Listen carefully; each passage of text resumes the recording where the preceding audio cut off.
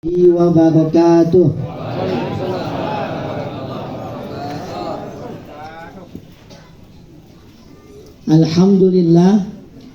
Alhamdulillahilladzi khalaqal mauta wal hayata liyabluwakum ayyukum ahsanu amala. Asyhadu an la ilaha illallah wahdahu la syarikalah wa asyhadu anna Muhammadan abduhu wa rasuluhu la nabiyya ba'dah. Allahumma sholli ala sayyidina wa habibina wa syafi'ina wa qurrati a'yunina wa tabibi qulubina wa maulana Muhammadin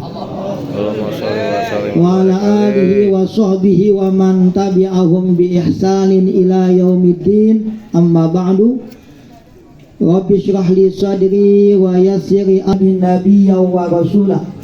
Ya Allah ya Rabbana bi rahmatikal wasi'ati ummana wa qina syarra ma hammana wa ghammana wa alal imanil kamil wal kitabi wa sunnati tawaffana wa anta radin anna amin ya Allah ya Rabbal alamin. Pertama-tama marilah kita panjatkan puja puji syukur kita kehadirat Allah Subhanahu wa taala. Alhamdulillah pada kesempatan malam yang berbahagia ini, di tempat yang penuh dengan rahmat dan maghfirah ini, Allah senantiasa melimpahkan, mencurahkan kepada kita semua curahan nikmatnya, nikmat sehat wal afiat, nikmat panjang umur, nikmat kesempatan, dan nikmat yang paling mahal yaitu nikmat iman dan Islam. Inna min na'imi dunya yakfikal islamu ni'mah. Dari berbagai macam nikmat dunia, cukup iman dan Islam adalah nikmat yang paling mahal yang telah Allah anugerahkan kepada kita semua. Mudah-mudahan iman ini senantiasa kita jaga sehingga kita bisa menghadap Allah dalam keadaan husnul khatimah. Amin ya Allah ya Rabbal alamin. La rahata lil mu'min illa biliqa'illah. Tidak ada kenikmatan bagi seorang mukmin kecuali saat ia nanti menghadap Allah. Tidak ada kenikmatan bagi orang yang beriman kepada Allah kecuali saat ia nanti berjumpa dengan Allah Subhanahu wa taala. Amin ya Allah ya Rabbal. Tak lupa pula sholawat dan salam senantiasa tercurah limpahkan kepada haribaan karim baginda besar Nabi Muhammad sallallahu alaihi wasallam, kepada keluarganya, para sahabatnya, kepada umatnya, kepada kita semua. Mudah-mudahan kita selalu istiqomah dalam mengamalkan, menjalankan sunnah-sunnah dan juga ajaran-ajarannya. Mudah-mudahan kelak nanti kita mendapatkan syafa'atul uzma yaumal qiyamah. Amin ya Allah ya Rabbal alamin. Yang saya hormati khusus kepada sahibul bait, sahibul musibah, keluarga besar daripada Bapak Haji Samsul Bahri, Ustaz Haji Aminah, Ustaz Yazid, kepada anaknya, kepada cucu semuanya. Mudah-mudahan Allah berikan kesehatan, kekuatan, keikhlasan Allah Subhanahu wa taala. Kepada keluarga besar daripada Bapak almarhum Bapak Haji Saman bin Haji Bodong, mudah-mudahan Allah berikan keikhlasan dan ketawakalan yang kuat ya Allah Subhanahu wa taala. Para asatiz, para alim ulama yang tidak bisa saya sebutkan, yang begitu banyak datang pada malam ini, yang namanya tidak bisa saya sebutkan satu persatu, mudah-mudahan tidak mengurangi ta'zim dan hormat saya. Kepada para aparatur pemerintah, Bapak RT, Bapak RW, Bapak-bapak, ibu-ibu semuanya yang insya Allah dimuliakan Allah Subhanahu wa ta'ala. Amin ya Allah ya Rabbal. Ini sampai jumlah apa Pak? 4 kali 25 4 kali 30 berarti 2 jam. Malam pertama udah tausiah kan? Penutup tausiah lagi. Ada dalam kitab, ini kita nyantai aja Pak ya, saya lagi yang semangat ini. Dalam kitab Nihayatuz Zen Syekh Nawawi Al-Bantani, nama kitabnya Nihayatuz Zen. Kata beliau, hadayal ahya lil amwat ad-du'a wal istighfar. Hadiah yang hidup bisa ngasih hadiah kepada yang meninggal dunia. Kita orang masih hidup dapat hadiah, senang kagak? Senang. Ulang tahun dikasih bingkisan, dikasih kado, hadiah, senang. Nah, yang udah meninggal dunia juga senang ketika mendapatkan hadiah dari yang masih hidup. Apa hadiah dari yang hidup kepada yang meninggal dunia? Disebutkan hadayal ahya lil amwat, dari yang hidup bisa ngasih hadiah kepada yang sudah meninggal dunia itu dua. Ad-du'a, mendoakan, wal istighfar, dan juga mohon ampun kepada Allah kepada yang telah meninggal dunia. Maka kita bisa ngasih ini dua. Jangan pernah putus untuk selalu mendoakan siapa yang telah meninggal dunia. Orang tua kita, ayah kita, ibu kita, kakek, nenek, saudara kita yang telah meninggal dunia, itu yang dibutuhkan adalah doa daripada kita yang masih hidup. Mal mayyit fi qabrihi illa kal gharikil mutagawwis. Dalam kitab Nashihul Ibad, Rasulullah telah menjelaskan mal mayyit fi qabrihi, yang sudah meninggal dunia di liang lahatnya itu, di dalam kuburnya itu diumpamakan bagaikan gharik, manusia yang tenggelam, mutagawwis, yang minta tolong. Jadi sampaikan Ustaz Salim, Ustaz Haji Salim, orang yang sudah meninggal dunia di alam barzakh, di dalam liang lahatnya itu diumpamakan, diibaratkan bagaikan manusia yang sedang tenggelam, yang minta tolong. Agisna, agisna, tolong, tolong, tolong. Orang tua kita, kakek nenek kita, saudara kita yang telah meninggal dunia itu diumpamakan bagaikan manusia yang sedang tenggelam di dalam lautan, yang minta tolong kepada kita. Dengan apa kita bisa menolongnya? Salah satunya dengan doa, amal soleh kita, ketaatan kita, istighfar kita kepada Allah. Itulah salah satu yang bisa menyelamatkan orang tua kita yang telah meninggal dunia. Ada nasihat, Rasulullah telah menjelaskan di dalam hadisnya, Innallah la yarfa darajatal abis sholih fil jannah fayaqul ya Rabb anna lihala qala bistighfari waladika laka. Rasulullah telah menjelaskan, nanti ada seorang hamba yang meninggal dunia, ketika hidupnya amalannya biasa-biasa saja, sholatnya cuma sholat wajib saja, puasanya cuma puasa Ramadan saja, sedekahnya biasa, ngajinya biasa, ketaatannya biasa. Tapi ketika meninggal dunia, Allah angkat derajat hamba ini, derajat yang paling tinggi, setinggi-tingginya, lebih tinggi daripada derajat yang lainnya. Padahal ibadahnya biasa, sholatnya biasa, puasanya biasa, ngajinya biasa. Tapi ketika meninggal dunia, Allah angkat pada derajat yang paling tinggi, setinggi-tingginya, sampai si hamba itu bingung, ya Allah, apa amalanku? Amalku nggak banyak, ketaatanku nggak banyak, sholatku nggak banyak, tapi mengapa engkau angkat derajatku pada derajat yang paling tinggi ini? Apa kata Allah? Engkau mendapatkan derajat yang tinggi macam ini, bistighfari waladika laka. Kamu punya anak soleh yang senantiasa selalu mendoakanmu ketika engkau telah meninggal dunia. Anak soleh kita yang mendoakan kita itu bisa ngangkat derajat kita di alam barzakh. Mudah-mudahan kita punya anak soleh yang selalu mendoakan kita. Kita mati-matian buat anak kita bela-belain buat anak kita. Anak yang kita bela-belain, ketika kita mati belum tentu bisa belain kita, betul nggak Pak? Anak yang kita bela-belain sekolahnya, ininya, itunya, ketika kita mati belum tentu bisa membela, bisa menyelamatin kita. Kenapa? Karena anak kita nggak bisa ngaji, nggak paham agama, nggak dididik dengan pendidikan agama. Ketika kita mati, tidak ada satupun anak kita yang bisa mendoakan untuk kita, yang bisa kirimin Fatihah Yasin buat kita. Kalau kita punya anak soleh, itu adalah keuntungan yang sangat luar biasa. Kenapa? Ketika kita mati, doa anak soleh itulah yang bisa membuat kita bahagia di alam barzakh kita. Amin. Mudah-mudahan ini Haji Samsul Bahri punya anak, punya mantu yang soleh, saudara-saudara yang soleh, senantiasa mendapatkan cucuran rahmat ampunan Allah Subhanahu wa ta'ala. Suatu saat Rasulullah nanya kepada sahabat-sahabatnya. Apa kata Rasul kepada sahabat-sahabatnya? Atadruna manil aqim?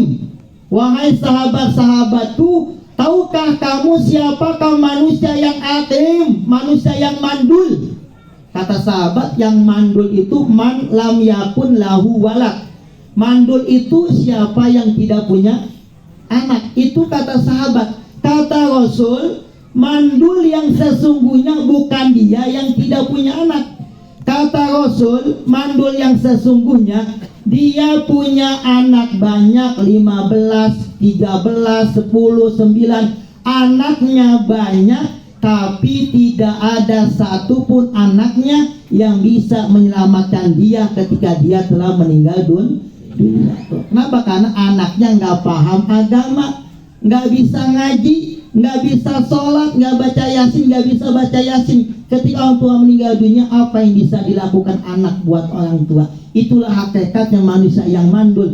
Anaknya banyak, tapi tidak ada satupun anaknya yang bisa memberikan keselamatan, kebahagiaan kepada orang tuanya ketika orang tuanya meninggal dunia.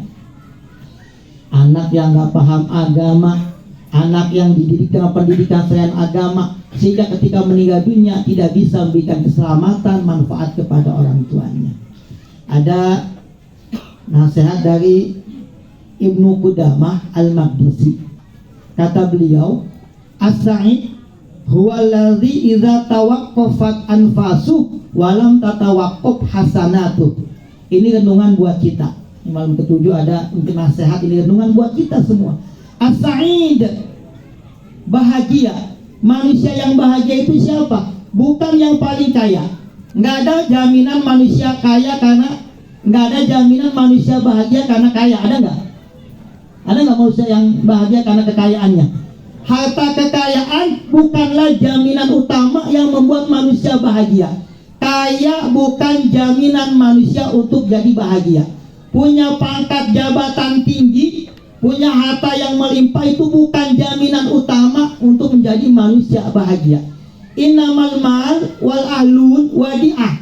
Harta yang kita banggakan, harta yang kita kumpul, kita banggakan itu adalah titipan. Maka suatu saat harta kita, anak kita, itu semuanya pasti akan dikembalikan kepada pemiliknya, Allah Subhanahu wa ta'ala. Maka jaminan bahagia, manusia yang bahagia bukan yang paling kaya, bukan yang paling tinggi pangkat jabatannya, bukan yang memiliki penghasilan gaji bulanan yang gede, bukan.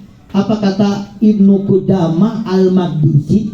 Manusia yang paling bahagia, ini buat kita, as-sa'id huwaladzi idza tawaqqafat anfasu.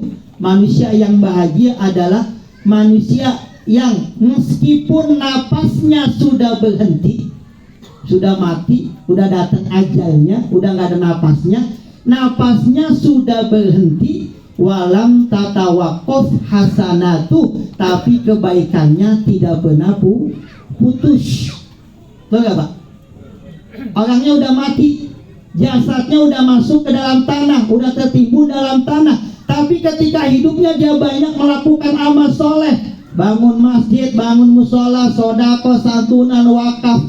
Ketika ia mati, napasnya udah nggak ada, tapi kebaikannya selama hidupnya masih ada. Itulah yang bisa menyelamatkan dia. Itulah manusia yang paling bahagia. Napasnya udah nggak ada, tapi kebaikannya senantiasa, pahalanya nyambung kepada dia meskipun ia sudah berada di dalam tanah.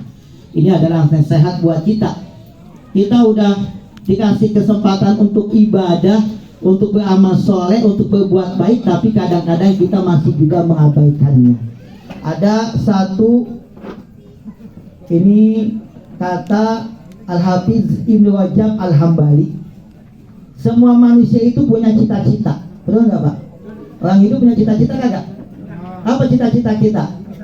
Yang belum haji pengen naik haji. Yang orang tuanya belum berangkat haji, kita pengen berangkatin orang tua kita haji. Itu cita-cita kita.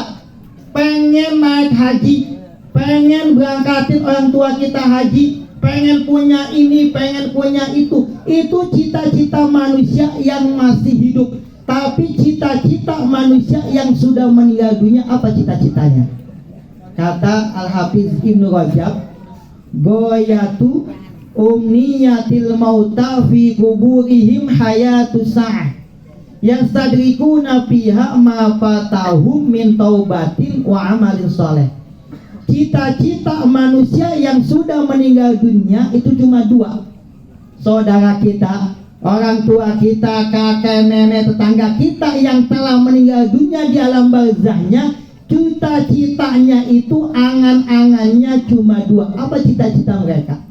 Yang pertama pengen dihidupin ke dunia untuk bisa, yang pertama taubat dan juga bisa beramal soleh.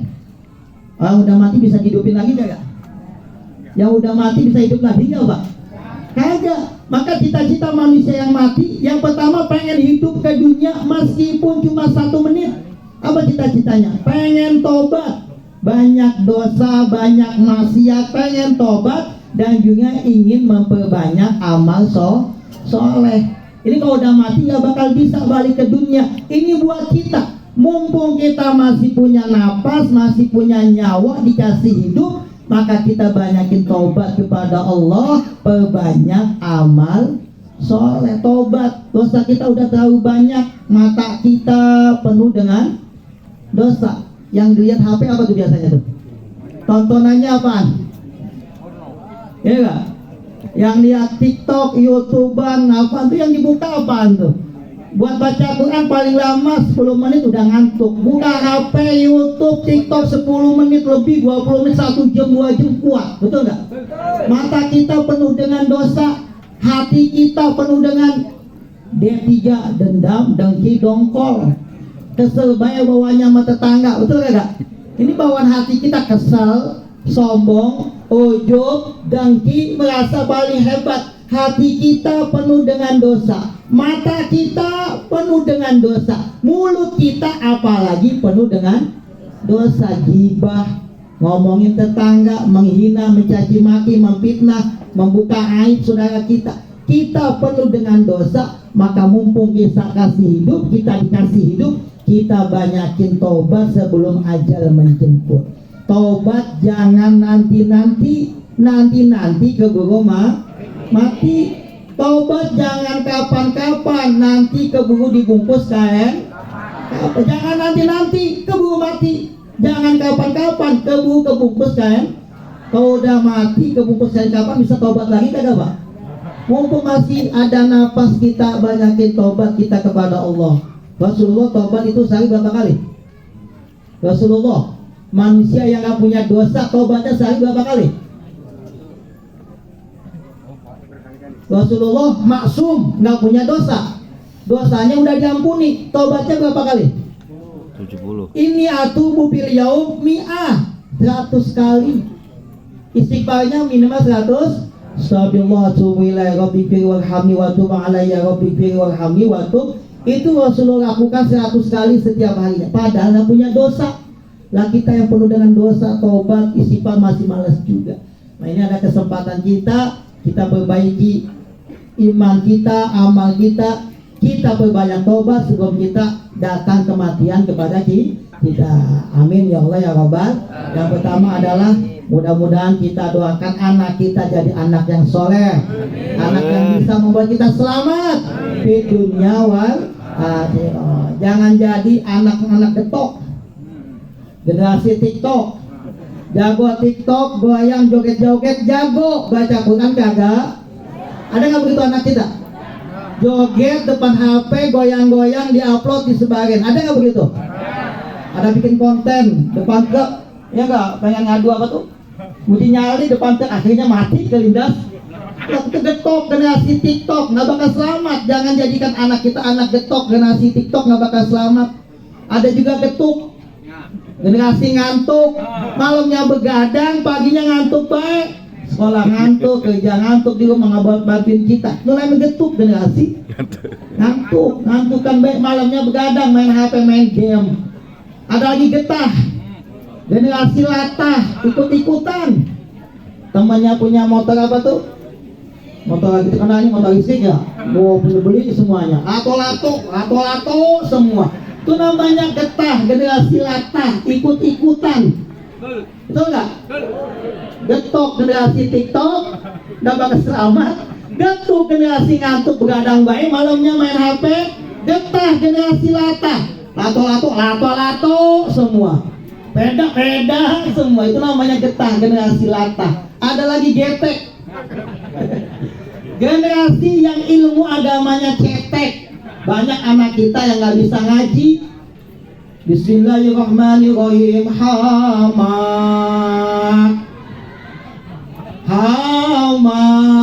Bener nggak jawab? Betul apa itu? Hamim. Dagang ngaji. Hama. Tosa. Angkat menggalong itu, galon gas angkatin itu. Tosa, banyak tosa. Tosin. Alama. Kadang ngaji bacanya alam. Kalau ngaji bacanya apa? Alif lam mim hamim kaf ha ya ain. Saudara ngaji kan nggak punya ilmu, ilmunya cetek, namanya getek. Getok generasi TikTok, getuk generasi ngantuk, getah generasi lata, getek generasi yang ilmu agamanya cetek. Kenapa? Anaknya nggak dididik dengan pendidikan agama. Coba anak kecil nih, ada anak kecil lagi main bola nih, ya betul kan nih. Anak kecil main bola yang seusia, kalau dia di sama temennya ngomongnya apa? Anak kecil kita nih, udah main bola nih, dijatuhin, jatuh ngomongnya apa tuh anak kecil? Ada nggak? Masya Allah, Subhanallah, Astagfirullah. Kalau begitu nggak anak itu? Yang ada ngomong apa? Buset, anjing, sial. Benar fakta nggak? Di mana-mana, betul nggak Pak? Jatuh sedikit, anjing, jatuh, sialan, buset. Oh, Masya Allah. Ini anak kita begitu, betul nggak Pak? Betul kan nih? Jadi kita kewajiban kita mendidik anak dengan pendidikan agama. Kalau kita nggak bisa mendidik anak kita, tanggung jawab kita nanti di akhirat. Mudah-mudahan kita dikasih kekuatan untuk bisa ngasih pendidikan kepada anak-anak kita. Jangan jadi getok, jangan jadi getuk, jangan jadi getah, jangan jadi getek. Jadinya GPA, generasi pecinta Al-Quran, atau GPU, generasi pecinta ulama. GPI, generasi pencinta ilmu, anak yang suka ngaji. Pengajian malam Jumat udah kagak ada, ini anak-anaknya gak ada. Lebihnya mohon maaf. Wabillahi taufiq wal hidayah. Wassalamualaikum warahmatullahi wabarakatuh.